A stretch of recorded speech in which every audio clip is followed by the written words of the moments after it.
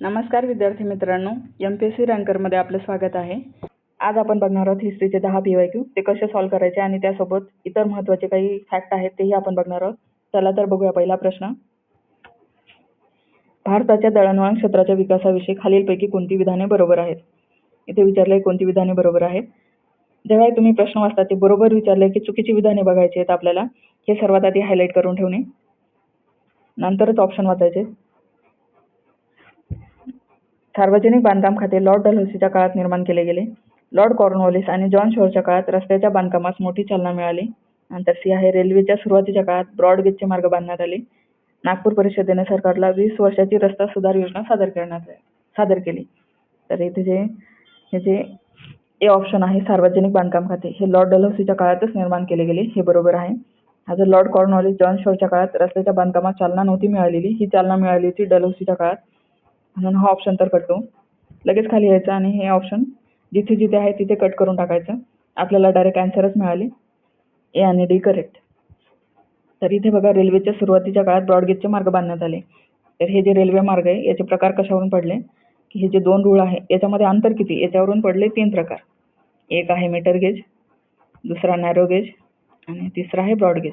Metre गेजमध्ये अंतर आहे 1 metre, narrow गेजमध्ये 1 मीटरपेक्षा कमी म्हणजे 0.76 मीटर आहे आणि नंतर ब्रॉड गेजमध्ये मीटरपेक्षा जास्त म्हणजे 1.67 मीटर.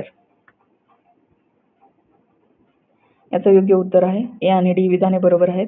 बी विधान चुकीचं आहे कारण रस्त्याच्या बांधकामात चालना मिळाली होती लॉर्ड डलहौसीच्या काळात. आणि विधान सी चुकीचं आहे कारण रेल्वेच्या सुरुवातीच्या काळात नॅरो गेज होते, नंतर आले मीटर गेज आणि शेवटी आले ब्रॉड गेज. आता पहा प्रश्न क्रमांक 2. कोणत्या कायद्याने गव्हर्नर जनरल आता व्हॉइसरॉय म्हणून ओळखला जाऊ लागला? ऑप्शन आहेत 1858, 1957, 1861 आणि 1919. तर इथे बघा हे 2 जवळपासचे ऑप्शन आहेत 1858 आणि 61. हा तर सुरुवातीलाच कट करायचा कारण 1947ला भारताला स्वातंत्र्य मिळाले, त्यानंतर व्हॉइसरॉय वगैरे हे असे सगळे आपण नष्ट करून टाकले होते, तर हा ऑप्शन तर गेला. याचं करेक्ट आन्सर आहे बघा 1858. हा जो गव्हर्नमेंट ऑफ इंडिया ॲक्ट आहे याच्यानुसार ईस्ट इंडिया कंपनीची सत्ता संपुष्टात आली होती आणि सत्ता गेली होती ब्रिटिश क्राऊनकडे आणि यामध्येच हे व्हॉइसरॉय पद निर्माण करण्यात आली होती. करेक्ट आन्सर आहे 1858. 1777 मध्ये आला बंगालचा गव्हर्नर जो आहे याला बंगालचा गव्हर्नर जनरल करण्यात आलं होतं. पहिला आहे वॉरेन हेस्टिंग. नंतर आला 1833 ॲक्ट. याच्यामध्ये जो बंगालचा गव्हर्नर जनरल आहे याला भारताचा गव्हर्नर जनरल बनवलं गेलं होतं. पहिला आहे लॉर्ड विल्यम बेंटिक. नंतर 1853 मध्ये गव्हर्नर जनरल आहे विदाऊट एनी चार्ज. बंगालसाठी एक स्वतंत्र लेफ्टनंट गव्हर्नर होता, तो होता लॉर्ड डलहौसी. आणि 1858 मध्ये जो गव्हर्नमेंट ऑफ इंडिया ॲक्ट होता याने भारताचा जो गव्हर्नर जनरल होता त्याला व्हॉइसरॉय बनवले होते. पहिला व्हॉइसरॉय होता लॉर्ड कॅनी. तर हे तीनही फॅक्ट लक्षात ठेवा. गव्हर्नर कधी होता, नंतर गव्हर्नर जनरल कधी होता आणि व्हॉइसरॉय कधी बनवला. प्रश्न क्रमांक 3. वसाहतीच्या स्वातंत्र्याची मागणी म्हणजे चांदोबाची मागणी असे कोण म्हणाले? ऑप्शन आहेत Lord Dalhousie, Lord Ripon, William Jones आणि लॉर्ड मोर्ले. तर हे जे आहेत डलहौसी, रिपन आणि मोर्ले हे थोडे फेमस व्यक्ती आहेत. डलहौसीने डॉक्टराईन ऑफ लाईफ सोडून बाकी सगळेच विधायक कार्य केलेले आहेत. हा ऑप्शन तरी इथे कटला. आणि हे जे लॉर्ड रिपन आहेत यांनी पण भारतासाठी म्हणजे हे जे व्हॉइसरॉय यांचं पॉझिटिव्ह कार्य आहे बघा, हाही ऑप्शन इथे कटला. हे काही असं हे जे निगेटिव्ह स्टेटमेंट हे करणार नाहीत. राहिलं विल्यम जोन्स आणि लॉर्ड मोर्ले, या दोन्हीपैकी तुम्ही एक मारू शकता, पण इथे दिले Lord Dalhousie, Lord Ripon, Lord Morley. तर करेक्ट म्हणजे जर तुकाच मारायचं आहे तुम्हाला तर या ऑप्शनकडे जा आणि हे ऑप्शन करेक्ट आहे. याचा आन्सर आहे लॉर्ड मोर्ले.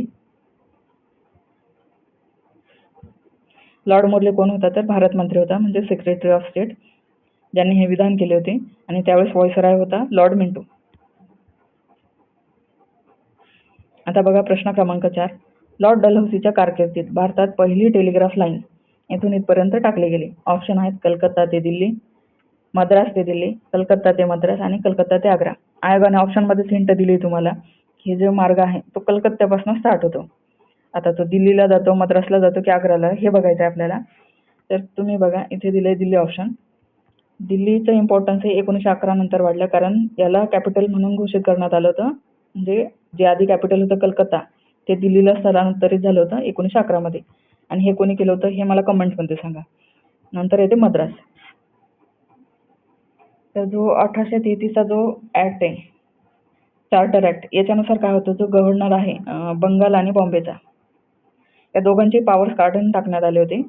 तर जर याचे पॉवर्स काढून टाकण्यात आले इथल्या गव्हर्नरचे, तर मग हे जे ठिकाण आहे हे ब्रिटिशांसाठी महत्त्वाचं राहणार नाही, म्हणून हाही ऑप्शन दिला. करेक्ट आन्सर आहे कलकत्ता ते आग्रा. 1852 मध्ये तार विभागाची स्थापना करण्यात आली. 53 मध्ये पहिली टेलिग्राफ लाईन कलकत्ता ते आग्रा सुरू झाली आणि याची जबाबदारी होती डॉक्टर विल्यम ओ शांगनेसी यांच्यावर. हे फॅक्ट लक्षात ठेवा. बघा प्रश्न क्रमांक 5. लॉर्ड डलहौसीच्या बाबत पुढील कोणती विधाने बरोबर आहेत? आपल्याला बरोबर विधाने बघायची. अविधान, रेल्वे युग सुरू केले. नंतर ब, स्वतंत्र सार्वजनिक बांधकाम खाते म्हणजे PWD निर्माण केले. 1852 मध्ये तार विभागाची स्थापना केली. 1854 मध्ये पोस्ट कायदा संमत करून टपाल तिकिटांची सुरुवात केली. आपण आधीच बघितले की रेल्वे युग डलहौसीच्या काळात सुरू झाली होती पहिली रेल्वे 1853. नंतर हे सार्वजनिक बांधकाम खातेही त्यांच्याच काळात सुरू झाले होते. नंतर 1852 तार विभागाची स्थापना डलहौसीनेच केली. 54 मध्ये पोस्ट कायदा संमत. हे सर्व विधाने बरोबर आहेत. डलहौसीचे प्रमुख कार्य, रेल्वेची स्थापना 1853, पहिली रेल्वे मुंबई ते ठाणे, हा भारतीय रेल्वेचा जनक आहे. नंतर दळणवळण 1854 मध्ये पोस्ट कायदा, 52 मध्ये तार विभाग. नंतर स्वतंत्र PWDची स्थापना केली होती आणि ग्रँड ट्रंक रोडची दुरुस्ती केली होती. हे दत्तक विधान नामंजूर म्हणजे खालसा धोरण म्हणजे डॉक्ट्रिन ऑफ लॅप्स. हे एक जर काम सोडलं तर बाकी सगळे याचे भारतासाठी चांगलेच काम आहेत, म्हणून याची ही कारकीर्द लक्षात ठेवा 1846 ते 56. आणि हे सोडून 1854 मध्ये वुड्सचा खलिता हा शिक्षणासाठी आणला गेला होता. लॉर्ड डलहौसी महत्त्वाचा आहे, याचे कार्य लक्षात ठेवा. आता बघा प्रश्न क्रमांक 6. भारताची राजधानी कलकत्ता येथून दिल्लीला नेणाऱ्या ब्रिटिश गव्हर्नर जनरलचे नाव सांगा. आपण आधीच्या प्रश्नामध्ये बघितले की हे कधी नेलं होतं, 1911 मध्ये. तर आता बघा हा जो लॉर्ड रिपन आहे, ऑप्शन आहेत Lord Hardinge, Lord Ripon, Lord Chelmsford आणि लॉर्ड लिटन. आता ऑप्शन तर बघितले.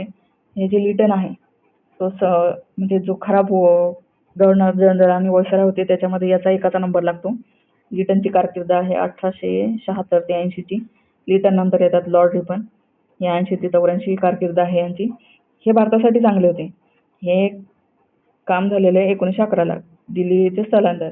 तर या दोघांची कारकीर्द तेव्हा नाही, म्हणून हे दोन ऑप्शन कटले. आता येतो लॉर्ड चेम्सफोर्ड.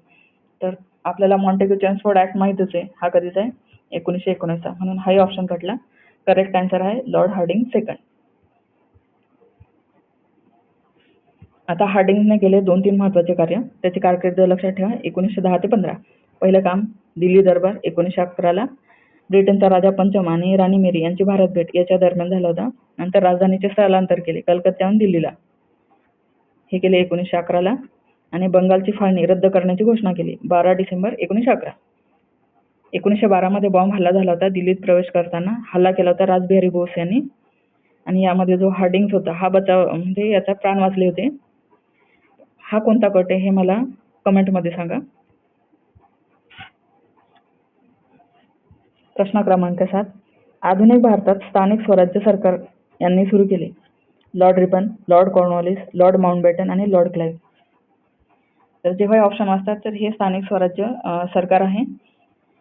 तर हे जर कोणी भारतात चालू करत आहे म्हणजे ही आहे पॉझिटिव्ह गोष्ट.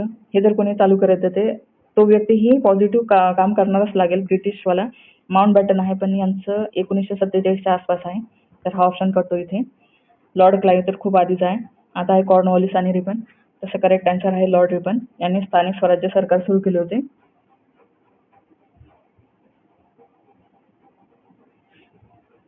लॉर्ड रिपन यांनी भारतासाठी सगळेच चांगले काम केलेले, हा पॉझिटिव्ह व्यक्ती भारतासाठी, हे लक्षात ठेवा. यांनी केलं होतं स्थानिक स्वराज्य संस्था 1882 मध्ये अधिनियम पारित केला होता, म्हणून यांना भारताच्या स्थानिक स्वराज्य संस्थेचे जनक म्हणतो आपण. नंतर आणलं होतं इल्बर्ट बिल 1883-84 मध्ये. भारतीय न्यायाधीशांना युरोपीय आरोपींचे जे खटले आहेत ते चालवण्याचा अधिकार या बिलामध्ये देण्याचा प्रस्ताव होता, पण हे बिल काही पास झालेले नाहीये. नंतर 1878चा व्हर्नाक्युलर प्रेस ऍक्ट त्यांनी रद्द केला होता आणि पहिला फॅक्टरी कायदा आणला. हा जो व्हर्नाक्युलर प्रेस ऍक्ट आहे हा कोणी लावला होता म्हणजे कोणाच्या कारकिर्दीत, ते मला कमेंटमध्ये सांगा. नंतर त्यांनी आणले हंटर कमिशन प्राथमिक आणि माध्यमिक शिक्षणासाठी. आता बघा प्रश्न क्रमांक 8. स्वतंत्र भारतातील पहिले भारतीय गव्हर्नर जनरल कोण होते? स्वतंत्र भारतातील विचारलेले आहे आणि पहिले भारतीय विचारलेले, हे लक्षात ठेवा.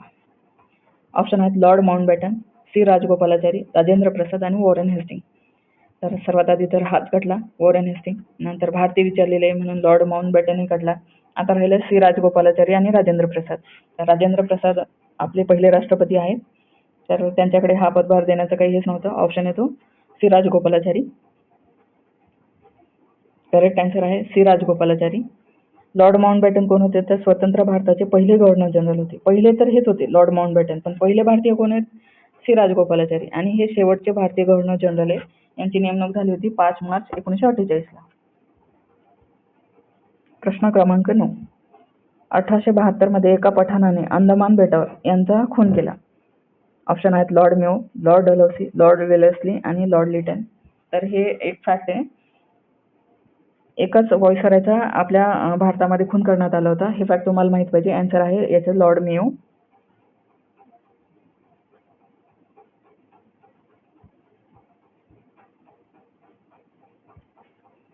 लॉर्ड मेयोची कारकीर्द आहे 1869 ते 1872. याची हत्या झाली होती 8 फेब्रुवारी 1872 रोजी.